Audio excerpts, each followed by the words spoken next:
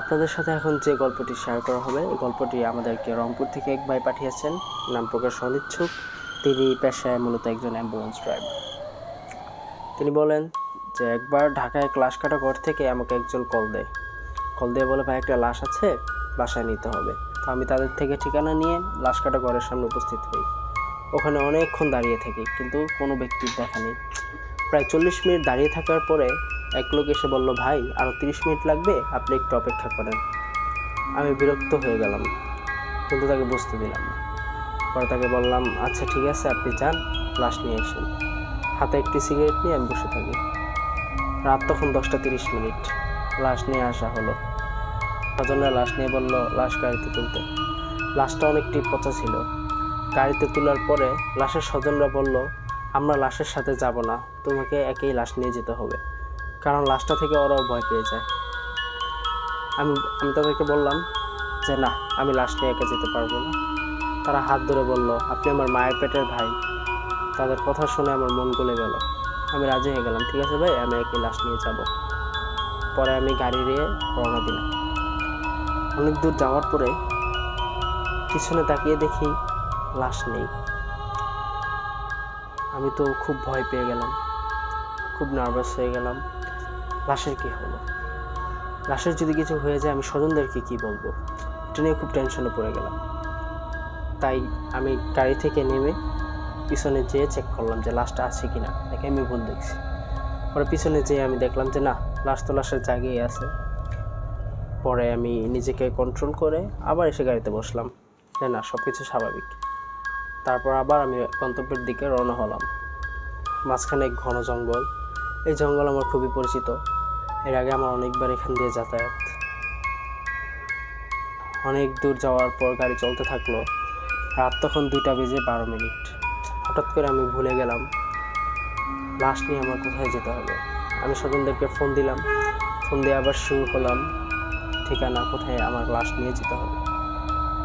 তার থেকে শুরু হওয়ার পর আমি আবার গন্তব্যের দিকে রওনা দিই। বড় এক জঙ্গল, জঙ্গলের মাঝ দিয়ে আমি যাচ্ছিলাম। লুকিং গ্লাসের দিকে তাকিয়ে দেখি আবার লাশ নেই। আরে এখন আবার লাশের কি হলো? কোথায় গেল লাশ? কিছু দূর যাওয়ার পর আবার দেখতে পেলাম লাশ তো জায়গায় আছে, কিন্তু লাশের পাশে 2জন ব্যক্তি বসে আছে। আমি ভয় পেয়ে গেলাম, তাদের দিকে তাকালাম না। তাদের মুখে ছিল এক পৈশাচিক হাসি। আমি লুকিং গ্লাসটা ভেঙে ফেললাম যাতে পিছনে দেখা না লাগে। জোরে গাড়ি চালাতে শুরু করলাম। চিৎকার যে করবো, ঘন জঙ্গল, এখানে কারো বাসস্থান নেই, চিৎকার করলে কেউ শুনবে না। তাই আমি খুব দ্রুত গাড়ি চালাতে লাগলাম। গাড়ি থামিয়ে যে গাড়ি থেকে নামবো সে সাহসটাও আমার হলো না। কিছু দূর যাওয়ার পর আবার দেখি লাশের সাথে 2-3জন ব্যক্তি বসে আছে। এবার আমার মাথা আবার হ্যাং হয়ে গেল। আরে আমি তো গাড়ি চালাচ্ছি, লাশের পাশে লোক আসলো কী করে? আমি এর আগেও এই জঙ্গল দিয়ে অনেকবার এসেছি, কিন্তু এরকম তো কখনো আমার সাথে হয়নি। এবার কি হলো? আবার আমি গাড়ি চালাতে শুরু করলাম। কিছু দূর যাওয়ার পর দেখলাম রাস্তার মাঝখানে একটি লাশ রাখা, তার পাশে 2জন ব্যক্তি, তারা লাশের হাত পাগুলো চাপিয়ে চাপিয়ে খাচ্ছে। আমি ভয়ে তাদের উপর দিয়ে গাড়ি উঠিয়ে দিলাম। জোরে গাড়ি চালাতে লাগলাম, কিন্তু তাতেও আমার শেষ রক্ষা হয়। তাদের উপর দিয়ে গাড়ি চালিয়ে দেওয়ার পর আমি দেখলাম সিটের বাম পাশে একজন বসা। তারপর আমার আর কিছু মনে নেই। যখন আমার জ্ঞান ফিরল, আমার জীবন থেকে 6টি মাস চলে গেছে। আমার মা বাবা ভাই বোন সব ভেবেছিল, তারা ভেবেই নিয়েছিল যে আমি আর কখনো বাঁচব না। আর আমার লাইসেন্সের উপর মামলা চলছে, কারণে লাশ 13 দিন পরে স্বজনরা পেয়েছে। তাদের সাথে কথা বলে মামলা ওরা তুলে নেয়। তো এই ছিল আমাদের ভাইয়ের পাঠানো ঘটনাটা আপনাদের কাছে কীরকম লেগেছে অবশ্যই শেয়ার করবেন। আর তিনি আরও একটি কথা আমাদের জন্য বলেছেন, খুবই কষ্টদায়ক একটি কথা, যে তোমরা ছোটোকালে বিকালে খেলা করতে, সে বয়সে আমি লাশের হাত নিয়ে লাশের নখ গুনতাম হাতে। মানে উনি বুঝাতে চেয়েছেন যে আসলে আমাদের খেলাধুলার বয়স থেকে উনি লাশ টানাটানি, অ্যাম্বুলেন্স চলে, লাশ কাটাকাটি করতো, উনি এই পেশায় আগে থেকেই নিযুক্ত ছিল। আসলে আল্লাহ তাআলা তো সবার জীবনে এক রাখে না, তো ওনার জীবন অনেকটি কষ্টদায়ক ছিল। তো আমার জীবনে এটাই ঘটেছে। বানান ভুল থাকলে ক্ষমা সুন্দর দৃষ্টিতে দেখবেন। আসসালামু আলাইকুম শ্রোতা বন্ধুরা, আপনারা কেমন আছেন? আমি মোহাম্মদ শাওন। আমি আপনাদের সামনে আজকে যে গল্পটা বলবো তা আমার বন্ধুর সাথে ঘটে যাওয়া একটি ঘটনা। আমার বন্ধুরা রাত্রে ফুটবল খেলা দেখে রাত 3টা বাজে যখন ওরা বাসায় যাবে, তখন ওরা এক জায়গায় গেছে মাছ ধরার জন্য। ওরা ছিল 5 জন।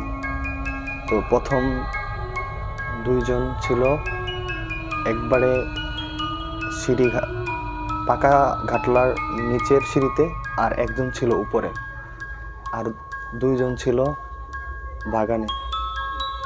প্রথম তারা একটি মাছ ধরলো। মাছ ধরার পরে 5 জনের থেকে 2 জন নিয়ে গেল ওই বাগানে মাছটা।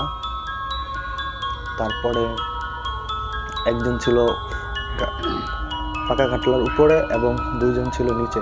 তো যে নিচে ছিল ও দেখতেছে যে সাদা একটা কি যেন আসতেছে, সাদা একটা আলোর মতো দেখা যাচ্ছে। তো পরে ও প্রথম জিনিসটা লক্ষ্য করার পরে নিচে যেই 2 জন ছিল ওদেরকে কিছু বলেনি। ও ওই সাদা আলো যে দেখা যাচ্ছে ওর দিকে তাকাই ছিল, এবং ও আমার যে বন্ধু ছিল ও ওই সাদা ইয়ের দিকে তাকিয়েছিল, আলোর দিকে তাকিয়েছিল। তো ও আস্তে আস্তে মনে করতেছে যে কোনো মানুষ মনে হয় আসতেছে। তো মাথা নিচে নামাইছে, নিচে নামায়া আমার উপরে তাকাইছে, দেখে ওর কাছাকাছি আসছে। আসার পরে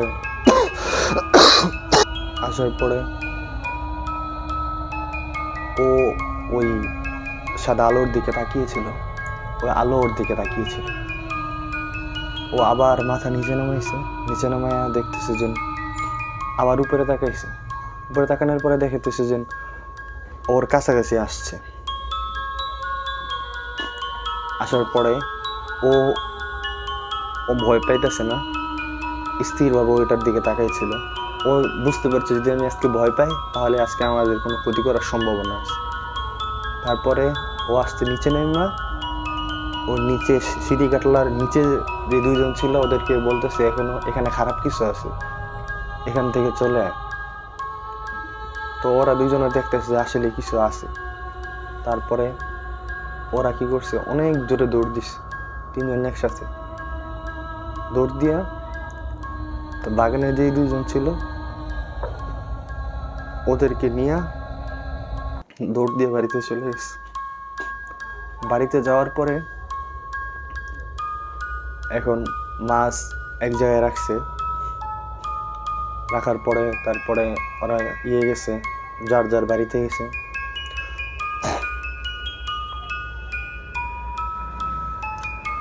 মাছ নিয়ে সকলে এক জায়গায় জড়ো হয়েছে। জড়ো হওয়ার পরে ওখানে আরেক পুকুরের থেকে আমার এক আত্মীয়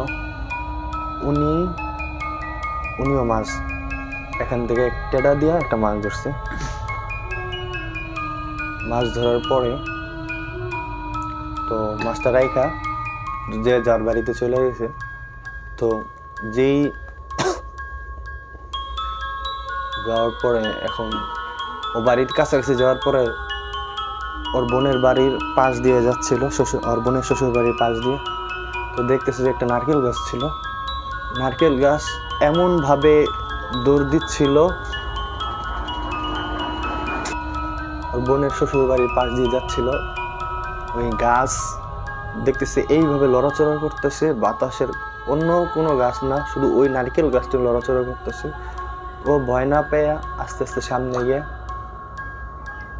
দেখতে পারে যে ওর বাড়ির কাছাকাছি। এখন ওর বাড়িতে ঢোকার আগে একটা ছিল, এই পেয়ারা গাছ বলে যেটাকে আর কি। পেয়ারা গাছের কাছাকাছি যাওয়ার পরে দেখে পেয়ারা গাছ এমনভাবে লড়তেছে কিন্তু কোনো শব্দ হইতেছে না, অনেক জোরে লড়াচড়া করতেছে।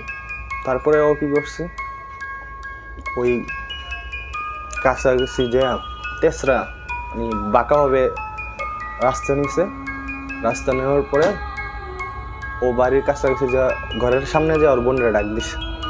তো বোনের বাবু যেহেতু ছোট, এই ঘটনা ওর বোন কেউ বলতে পারবে না, এই জন্য ওর বোনরা ডাক দিয়ে বললো যে এই দরজা খোল। কয় দরজা খুলিস না, দরজা না খুইলা আগে আগুন ধরা। আগুন ধরাইতে বলছে। তারপরে আগুন ধরায়া ও ওর বোন বাইরে গেছে, তারপরে আসছে, রাত্রে শুয়ে রয়েছে। এখন দেখতেছে যে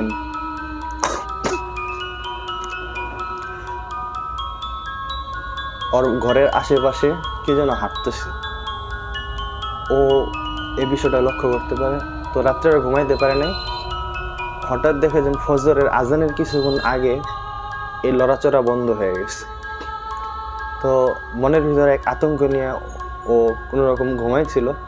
তো পরের দিন এটা আরেক ওই যিনি মাছ ধরছিলেন একত্রিত হয়ে শেষবার টেটা দিয়া, তো ওনার কাছে এই গল্পটা বর্ণনা করতেছে যে রাত্রে তো আমাদের সাথে এমন এমন ঘটনা ঘটছে আমার সাথে। পরে উনি বললেন যে আমিও রাত্রে মাছ ধরতে বাইরে হয়েছিলাম, তো আমার সাথেও এমন হয়েছে। পরে আমি টেটা রাইখা আমি বাসায় চলে এসেছিলাম। তারপরে ওই পুকুরের, ওরা যেই পুকুর থেকে মাছ ধরছিল প্রথমে 5 জনে মিলা, তো ওই পুকুরের সামনে যাওয়ার পরে ওই আশেপাশেই আরেক পরিচিত ব্যক্তি ছিল, উনিও মাছ ধরছেন ওখান থেকে। ওনার বাড়ির পাশে ছিল পুকুর। তিনিও বললেন রাত্রে কে যেন ওনার ঘরে ঢিল মারছে। তারপরে থেকে ওর মনের ভিতরে একটা ভয় কাজ করে এখনো। তো আজকে আমার গল্প এখানেই শেষ। আমার গল্পটা আপনাদের কাছে কেমন লাগছে তা কমেন্টের মাধ্যমে আপনারা আমাকে জানাবেন, আমাদেরকে জানাবেন। আমার গল্পটি আপনাদের কাছে কেমন লেগেছে তা আমাদেরকে কমেন্টের মাধ্যমে জানাবেন। যারা এখনো পর্যন্ত আমাদের চ্যানেলকে সাবস্ক্রাইব করেননি তারা অবশ্যই সাবস্ক্রাইব করে দিবেন। আর যারা ঘটনা পাঠাতে ইচ্ছুক তারা আমাদেরকে কমেন্টের মাধ্যমে জানাবেন, আমরা আপনাদের সাথে যোগাযোগ করে ঘটনাটি কানেক্ট করে নেব। এখন আপনাদেরকে যে গল্পটি বলবো তা আমাদেরকে পাঠিয়েছেন পাবনা থেকে রিহান নামে একজন ভাই। উনি আমাদেরকে যেভাবে গল্পটি লিখে পাঠিয়েছেন আমি ঠিক সেভাবে বলার চেষ্টা করব। আমার নাম রিহান, বয়স 14। আমাদের আগে যেখানে বাড়ি ছিল সেখানে রাতের বেলা দরজায় জিনেরা 2বার ঠকঠক আওয়াজ করত, আমাদের ডাকতো। আমরা সেটা জানতাম বলে দরজা খুলতাম না। আবার মাঝে মাঝে সন্ধ্যার সময় আগুনের বলের মতো কিছু একটা আকাশে ঘুরতে দেখতাম, যা জিনদের দ্বিতীয় রূপ। ওরা ওই রূপে সন্ধ্যার সময় ঘুরে বেড়াতো। তারপর আমরা কোনো কারণে ওইখানের বাড়িটা বিক্রি করে দিই আর অন্য বাড়িতে ভাড়া থাকতে শুরু করি। সেখানে আবার একটা কুয়া ছিল যার মধ্যে বন্দি ছিল 7টা ভূত। যারা আত্মহত্যা করে ওদের মুক্তি হয় না, ওরা পৃথিবীতেই থেকে যায়, আর ওদেরকে আমি ভূত বলি। ওরা রাতের বেলা অনেক জোরে জোরে কান্না করতো। আর আমরা বাড়ি ভাড়া নেওয়ার আগে জানতাম না যে বাসাতে এরকম প্রবলেম ছিল। আর ওই বাড়িতে ওই ভূতদের জন্য আরও অনেক সমস্যা হতো আমাদের। আর ওই বাড়িতে শুধু আমাদের একা একটি পরিবারই ভাড়া থাকতো। আর ওই বিষয়গুলোর জন্য আমরা ওই বাড়িটাও ছেড়ে দিই। আর অন্য যেই বাড়িটা নেই সেই বাড়িতে আবার 2টা কবর ছিল, কিন্তু সেখানে আমাদের তেমন কোনো সমস্যা হয়নি। আর আমরা ওখানে 2 বছর থাকি। তারপর নিজের একটা বাড়ি করি। সেখানে আসার প্রথম দিন আমার কুকুরটা মারা যায়। তারপরের দিন হয় আসল সমস্যা। রাতের বেলা আমি ঘর থেকে বের হওয়ার পর আমার কি হয়েছিল আর মনে নেই, তবে সকালে আমাকে মা বাবা ক্ষতবিক্ষত অবস্থায় বাইরে পড়ে থাকতে দেখে। আমার সারা শরীরে ছিল আঁচড়ের দাগ। তারপরে আমার চিকিৎসা করানো হয়। তারপর রিভিল হয় আসল রহস্য। মুখ খুলে পাশের বাড়ির লোকেরা। ওরা তখন বলে এখানের পাশের বাগানে আছে না হলেও 10 থেকে 20টা মৃত বাচ্চাদের কবর। ওরা নাকি প্রায় রাতের বেলা কান্না করে। আবার পাশের বাড়ির আন্টিরাও একবার আমার মতো এমন অবস্থা করেছিল। তবে ওইটা ওই ভূতেরা করেছে না জিনেরা করেছে তা জানা নেই। কী ভাগ্য আমার! আগে ছিলাম একটা ভূতের বাড়িতে, এখন সারা জীবনের জন্য এলাম কবরস্থানে। সেই বাগানের জায়গার উপরই আমার বাড়ি করেছি। এখন সুস্থ হওয়ার পর আমি আর রাতে ঘর থেকে বের হই না, তবে মাঝে মাঝে রাতে আমার সেই কান্না শুনতে পাই। আবার রাতের বেলা হঠাৎ আমার জানালার পর্দা সরে যায়। আমি সারা রাত ড্রিম লাইট জ্বালিয়ে রাখি, আর থাই গ্লাস হওয়ায় জানালার পর্দাগুলো বাতাসের কারণে সরে যায়। সরে যাওয়ার পর আমি থাই গ্লাসে লক্ষ্য করি যে কেউ দাঁড়িয়ে আছে, কিন্তু কী আর করার। অনেক হুজুর কবিরাজ সবাইকে ডেকেও কোনো লাভ হয়নি। ওদের একই কথা, এখানে অনেক জিন প্রজাতির বসবাস, ওদের সাথে তারা পারবেন না। তাই এভাবেই আছি আমি আর আমার পরিবার, কী আর করার। কিন্তু এখন আমরা বাড়ির চারপাশে গরুর দাঁত ঝুলিয়েছি। এটা করলে নাকি জিনেরা আমাদের থেকে দূরে থাকে। এই বাড়িটা তো আর আমার ফেলে চলে যেতে পারছি না। এই গল্পটি এ পর্যন্তই। তারপর যিনি আমাদেরকে গল্পটি পাঠিয়েছেন তিনি আমাদের জন্য একটি নোট লিখেছেন যে এই গল্পটা কোনোভাবেই মিথ্যা নয়, এটা আমার জীবনের একটি সত্য। আর আমার সাথে এইসব জিনদের নিয়ে আরও অনেক ঘটনা ঘটে গেছে, তা বলে শেষ করা সম্ভব নয়। বলতে পারেন এখনও ঘটে চলেছে। আর অনেকে এটা মিথ্যা ভাবতে পারেন, কিন্তু এটা সত্য ঘটনা। জিনেরা আগুনের বলের মতো দেখতে। তাদের এই রূপের ছবি তোলার জন্য আমি অনেক চেষ্টা করেছি, ক্যামেরা দিয়ে অনেক ট্রাই করেছি, কিন্তু আমি অনেক চেষ্টা করার পরেও পারিনি। তো শ্রোতা বন্ধুরা, এই ছিল আজকে আমাদের ঘটনা।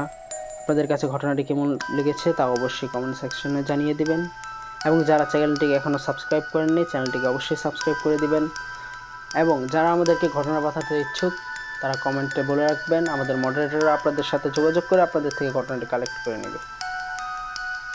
এখন আমাদের মাঝে যিনি ঘটনাটি প্রচার কাছে। আসসালামু আলাইকুম রহমতুল্লাহি ওবরাকাত। কেমন আছেন সবাই? আশা করি সকলে ভালো আছেন, সুস্থ আছেন। আমি মোহাম্মদ ফাহিম, আপনাদের সবাইকে আমাদের অনুষ্ঠানে স্বাগতম। আজকে আমি আপনাদের সাথে যে ঘটনাটি শেয়ার করব, সেই ঘটনাটি আমার এক কাজিন ঢাকা থেকে পাঠিয়েছেন। তিনি যেভাবে পাঠিয়েছেন আমি ঠিক সেভাবে বলার চেষ্টা করব ইনশাআল্লাহ। তাই আর বেশি কথা না বাড়িয়ে আজকের ঘটনাটি শুরু করা যাক। আমি ফাহিম, আমার 3টা বন্ধু ছিল, রিফাত, মাহিম, নুহা। তো আমরা একসাথে মাদ্রাসা পড়ালেখা করতাম। আমরা রাত্রে, যেহেতু আমরা বড় ছাত্র ছিলাম, এই কারণে আমরা রাত্রে হুজুরদের অনুমতি সাপেক্ষে আমরা বারিন্দায় থাকতাম।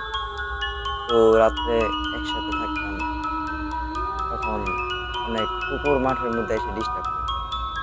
আমরা রাত্রে কি করতাম, রাত 12টা, 12:30, 1:30টার সময় আমরা কুকুর তাড়ানোর জন্য বের হতাম। তখন আগে থাকতে আমরা প্রস্তুতি নিয়ে রাখতাম। এই নুহাদা একটা লাঠি নিত, রিফাত একটা বাঁশ নিত, আমি এই কাঁচি নিতাম আর কি। এরকম করে আমরা প্রতিদিন কুকুর তাড়াতাম। তো একদিন আমরা 4 বন্ধু বসে আছি বারিন্দার মধ্যে। আমাদের নিয়ত যে কুকুর আসলে আজকেও তাড়াবো। এখন বসে আছি, শুধু শুধু বসে থাকতে আর ভালো লাগে না, আর কি বিভিন্ন ধরনের কথাবার্তা বলতেছি। হঠাৎ করে কুকুরগুলো চলে আসলো মাঠের মধ্যে, হাউ কাউ শুরু করে দিল। তখন আমরা আস্তে আস্তে, আমি নুহাতকে বললাম, নুহাত তুই আগে বের হ, তারপর রিফাত বের হবে, তারপরে মাহিম বের হবে, তারপর আমি বের হব। তখন আস্তে করে গেট খুলে নুহাত বের হলো। তারপর নারিকেল গাছ ছিল মাদ্রাসার সাথে, ওই এক নারিকেল গাছের পিছনে পালাইছে।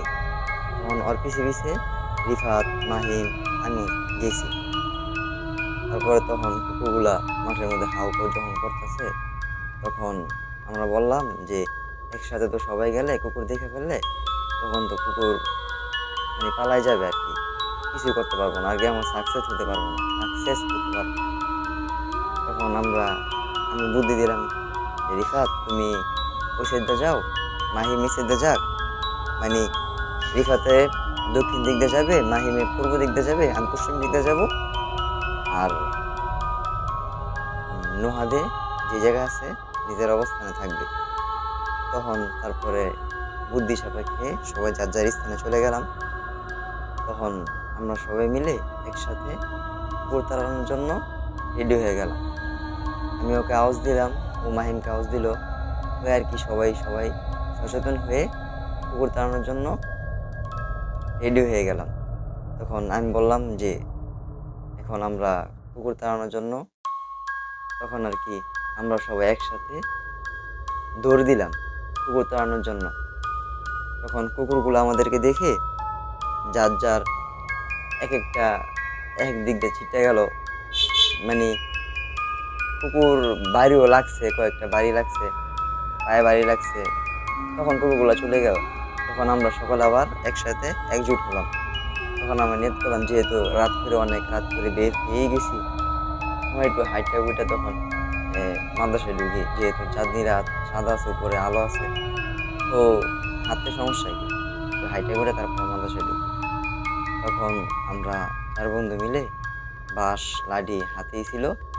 তখন আমরা এই আশেপাশে স্কুল ছিল, সাইডে স্কুল ছিল, স্কুল দিয়ে আমরা ওই সাইড দিয়ে রাস্তা ছিল, ওই রাস্তা সোজা একটা পুষ্করিণী ছিল, পুষ্করিণীর পাশে কবরস্থান ছিল। তখন আমরা ওই জায়গাতে হাঁটা শুরু করলাম 4 বন্ধু।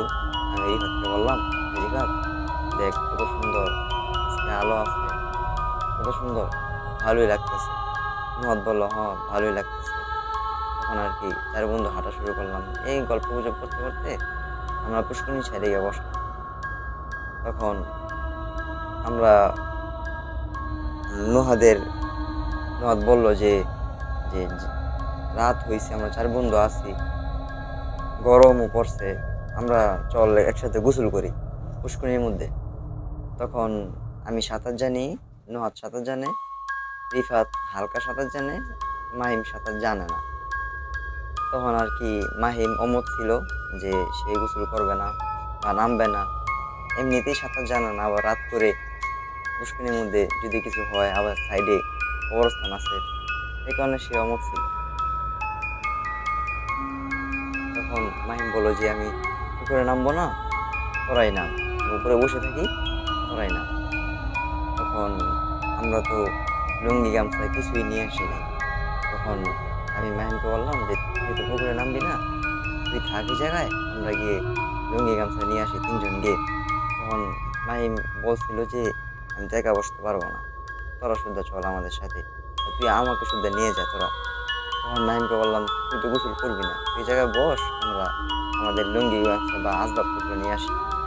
তখন আমরা গেলাম লুঙ্গি গামছা নিয়ে আসতে, মাদ্রাসায় গেলাম, মাদ্রাসায় গিয়ে লুঙ্গি গামছা নিলাম, নিয়ে আবার পুকুরের দিকে রওনা হলাম, যে জায়গায় আর কি গোসল করবো। ঘটনাক্রমে ওই জায়গায় গিয়ে দেখি মাহিম নেই।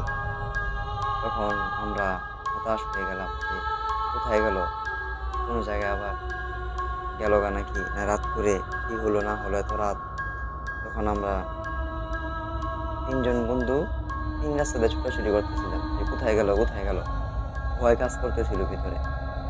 তখন মাহিম করে ডাকতেছিলাম, অনেক রাত, বেশি জোরে ডাকতেও পারতেছি না, মানুষের ডিস্টার্ব হবে এই কারণে। তখন আমরা কি করব, দিশেহারা হয়ে গেছিলাম। তখন ওই যে জায়গায় মাহিম বসেছিল, ওই জায়গায় আমরা 3 জন কতক্ষণ বসলাম যে কি করব, কি করতে পারি এই সময়, এই সিচুয়েশনের মধ্যে। তখন সাইডে তো কবরস্থান আছে, আমরা বললাম যে কিছু হইলো নাকি, আবার নাকি ওই কবরস্থানে গেল, যেহেতু মাদ্রাসা পড়ে ভয়টয় নাও পেতে পারে। তাই বললাম যে আমরা চল কবরস্থানের দিকে গিয়ে দেখি। তখন আমরা 3 বন্ধু মিলে কবরস্থানের দিকে হাঁটা শুরু করলাম। তখন হাঁটতেছি কবরস্থানের সাইডে অনেক গাছ ছিল, বড় বড় নারিকেল গাছ, বট গাছও ছিল একটি। তখন বট গাছের নিচে আর কি সবার যাওয়া নিষেধ ছিল। আমার তখন যেহেতু বন্ধু হারাই গেছে, বন্ধুকে পাচ্ছি না, আমাদের তো যাওয়া দরকার। তখন আমরা হাঁটা শুরু করলাম বট গাছের নিচ দিয়ে। তখন আমরা 3 বন্ধু মিলে কবরস্থানের ভিতরে ঢুকলাম। যখন ঢুকলাম তখন গিয়ে বসলাম, তখন আমাদের নজরে কিছুই পড়েনি। তারপর হঠাৎ করে আমি পিছিয়ে তাকিয়ে দেখি রিফাত আর নুহাদ নেই, আমি একা। আমার সাথে তারা আসতেছিল, 2 বন্ধু রিফাত আর নুহাদ আমার সাথে কবরস্থানের ভিতরেও ঢুকেছে। তারপর দেখি হঠাৎ করে তারা নাই। তখন আমি মানে অবাক হয়ে গেলাম, মানে কি হইতেছে আমার সাথে। তখন মাহিম নাই, তারপরে রিফাত নুহাত নাই, আমি একা। এখন আমি কি করব? অনেক পথ চলে আইছি। এখন আমার মাদ্রাসায় যাইতে বা আমার গন্তব্যস্থলে যাইতে অনেকক্ষণ লাগবে। এদিকে আমার একা একা যাইতে অনেক ভয়ও কাজ করবে। তখন আমি কি করব, দিশাহারা হয়ে গেলাম। চিৎকারও করতে পারতেছি না, কবরস্থানের মধ্যে কি চিৎকার করব। শিয়াল ডাকতেছে, কুকুর ডাকতেছে, অনেক ভয় কাজ করতেছিল। তখন আমি ওই জায়গায় বসি, নিচে নিচে তাকায়া অনেকক্ষণ নিচে তাকাইছিলাম, যে সামনে তাকাই ভয় করে, ডাইনে তাকাই ভয় করে, বামে তাকাই ভয় করে, উপরে তাকাই তাও ভয় করে, গাছপালা। তখন নিচে তাকাইছিলাম, হঠাৎ করে চোখ সামনের দিকে গেল। তখন দেখি কবরস্থানে এক কোণার মধ্যে কে যেন বসে আছে, এক কোণার মধ্যে। আমার ভিতরে আরো ভয় কাজ করতেছে যে কি হবে এখন, আমার কি হবে। তিন বন্ধু কেউই তো নেই, আমি একা, না আমার কি হবে। তখন আমি আবার নিচে তাকায় রইলাম। তারপর অনেকক্ষণ নিচে তাকাইছিলাম, কতক্ষণ পর চোখটা আবার সামনের দিকে দিছি। তখন দেখি জিনিসটা নাই। তখন আমার সাইডে তাকাই দেখি আমার সাইডে বসে রয়েছে। তখন হঠাৎ করে দেখি সে আমার সাইডে বসে আছে। তার দিকে আমি তাকাইছি, এরকম অবস্থা দেখা তারপর আমার কিছু মনে নেই, সব ভুলে গেছি। কি হয়েছে না হয়েছে সব ভুলে গেছি। রাত্রে কি হয়েছিল না হয়েছিল কিছুই খেয়াল নেই। তারপরের দিন সকালে চোখ মেলে দেখি আমি মাদ্রাসায়। রিফাত, মাহিম, নুহাত সবাই আমাকে ডাকাডাকি করছে যে কি হয়েছে না হয়েছে তোর সাথে, কি ঘটনা হয়েছে না হয়েছে। তখন ওদেরকে বললাম যে তোরা তো ছিলি, তোরা হঠাৎ করে কোথায় গেছিলি, কোথায় হাওয়া হয়ে গেছিলি, গায়েব হয়ে গেছিলি। তখন ওরা বললো, কো আমি তো তোদের সাথে যাইনি, তোর সাথে যাইনি, আমরা তো সবাই ঘুমাইছিলাম। আর ওই দিন রাতে তুই একাই বারিন্দায় শুয়েছিলি, আমরা তো তিনজন ভিতরে শুয়েছিলাম।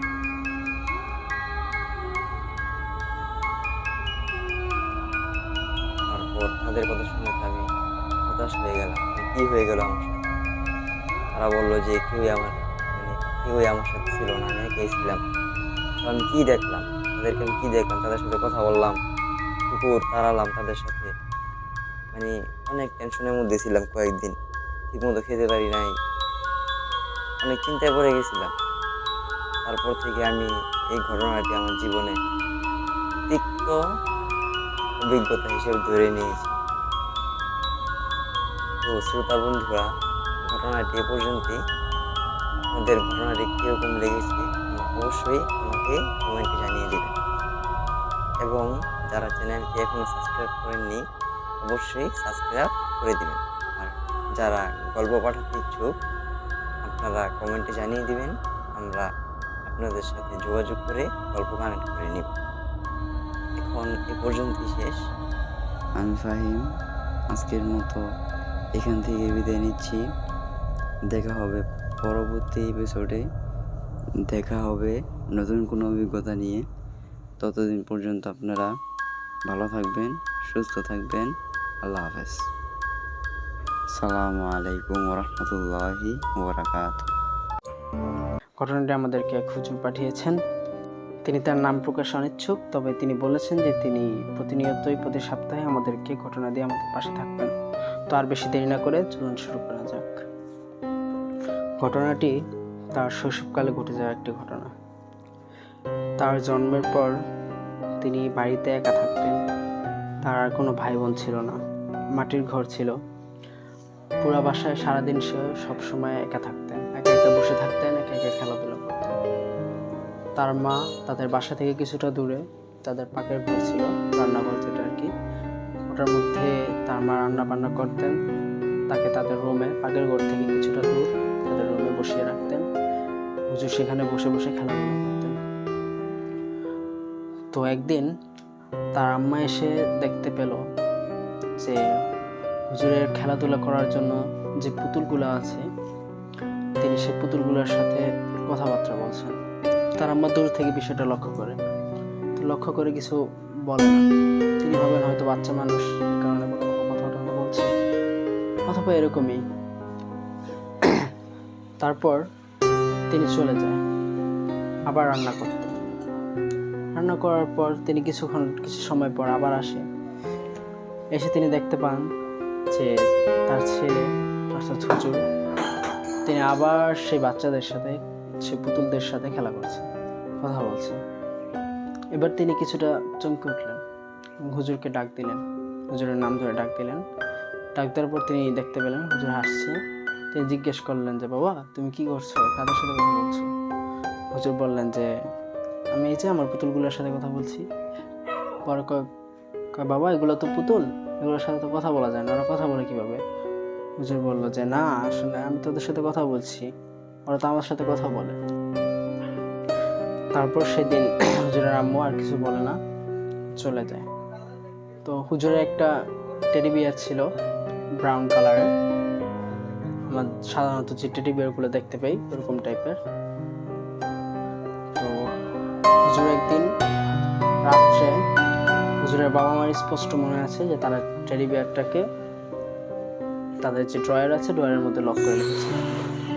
কিন্তু রাত্রে হুজুরের বাবা যখন একটা আওয়াজ শুনতে পায় তিনি ঘুম থেকে ওঠেন, উঠে দেখেন যে তার ছেলে অর্থাৎ হুজুর তিনি টেডি বিয়ারটার সাথে কথা বলছে, আর টেডি বিয়ারটা তাদের মশারির উপরে এসে বসে আছে।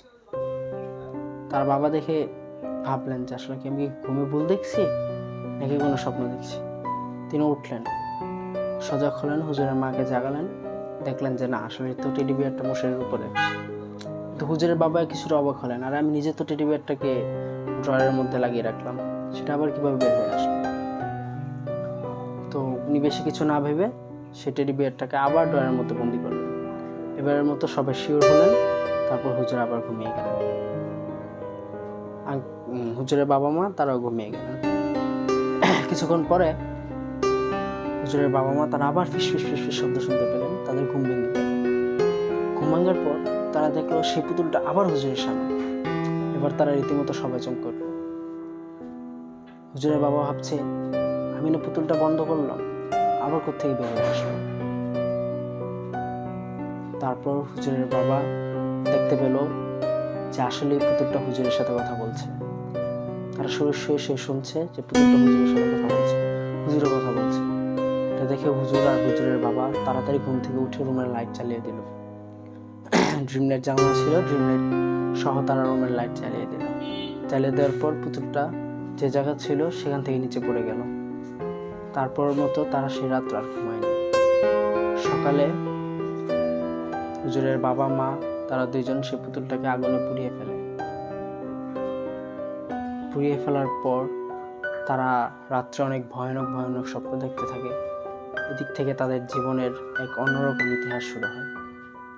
আজকের মতো এই ছিল আমাদের হুজুরের ঘটনা। আসলে হুজুরের সাথে আরও ঘটে যাওয়া অনেক গল্প আছে, গল্পের কোনো শেষ নেই। হুজুর আমাদেরকে বলেছেন তিনি ধারাবাহিকভাবে রীতিমতো পর্ব আমাদেরকে গল্প দিতে থাকবেন। আমরা হুজুরের গল্পগুলো আপনাদের সকলের সাথে শেয়ার করব।